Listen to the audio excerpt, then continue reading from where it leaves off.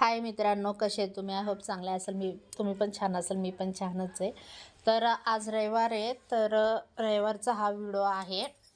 म्हणजे आज रविवारचा व्हिडिओ आज मी एडिट करायला लागले. तर तेव्हाचा व्हिडिओ आहे बरं का. तुम्हाला आज वाटेल आज कसं काय हा व्हिडिओ आला. तर रविवारी म्हटलं नाही का आपलं पुरणपोळीचा स्वयंपाक करावं, कारण परत आमोशा लागल म्हटलं. तर म्हटलं चला, तर पुरणपोळीचं स्वयंपाक करायचं होतं. तर मेथीची गड्डी आणली होती 30 रुपयाला. तर मेथीची गड्डी निवडले आणि पुरण टाकलं होतं शिजायला. तर हे बघा, अर्धा किलो डाळ मी शिजायला टाकलं होतं, हरभरा डाळ. आणि नाही का कुकरमध्ये पहिलं मी शिजवून घेते. शिजवून म्हणजे डायरेक्टच कुकरमध्ये शिजवून घेते. आणि माझं कसं मी सारखं करत असते ना, तर परफेक्ट माझा हात बसला आता मला, म्हणजे परफेक्ट सवय माहिती पडल्या. नाहीतर काही काहींना कसं जमतच नाही कुकरमध्ये शिजवायचं, हे ते म्हणतात काही ना काय कुठं नव्हतं. तर असं काही नाही, माझं आता सवय झालं, मला येतं.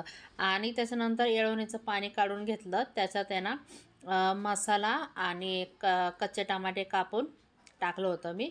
आणि फोडणी बघा ना, मी जिरं, मोहरी आणि कढीपत्ता पण नव्हता, तर लसूण आणि जिरंच टाकलं होतं फोडणीला. तर ते टाकले आणि हे मसाला आणि टोमॅटो आणि येळवणीचं पाणी टाकले, हळद टाकले थोडंसं आणि फोडणी दिले. वरनं कोथिंबीर टाकले आणि एक नंबर झालं बरं का आमटी. बरं का, लय भारी होती आमटी. मसाला वगैरे टाकायची काहीच गरज नाही, म्हणजे नाही का कांदा मसाला हे ते कोणतं कांदा मसाला म्हणजे बाहेरचा नाही, आम्ही घरचाच कुटलेला मसाला टाकतो. आणि काही काही खोबरं वगैरे नाही का ते नाही टाकत, फक्त आपलं साधा मसाला टाकून भाजी म्हणजे आमटी केलं होते. खूप सुंदर झालं होतं. त्याच्यानंतर भजी केले आणि दीदी लावत होती केसांना कोरफड. त्याच्यानंतर भजी वगैरे तळून घेतले मस्तपैकी. त्याच्यानंतर हे आता कसं माहिती आहे का स्वयंपाक करायचं म्हटलं ना तरी कंटाळा एवढा येत होता. पण तरी पण नाही का सगळं स्वयंपाक केला. आता कधी तर वर्षातनं एकदा आपल्याला देवीला नाही का नैवेद्य दाखवायचं असतं आणि ते आपल्या मुलांबाळांसाठीच करावं लागतं. तर आपण करायलाच पाहिजे वर्षातनं एकदा. आणि देवीला नैवेद्य दाखवायला दीदी, मी, दादा आम्ही सगळे गेलो होतो.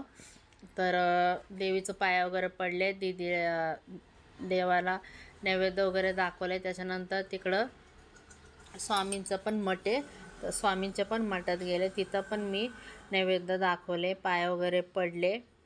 तिथनं पुढं आम्ही घरी आलो. तिथनं पुढं परत दुर्गा माता मंदिरात पण गेलो. तिथं पण देवीला नैवेद्य दाखवले.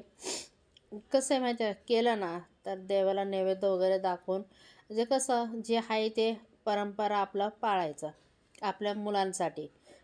Okay, bye.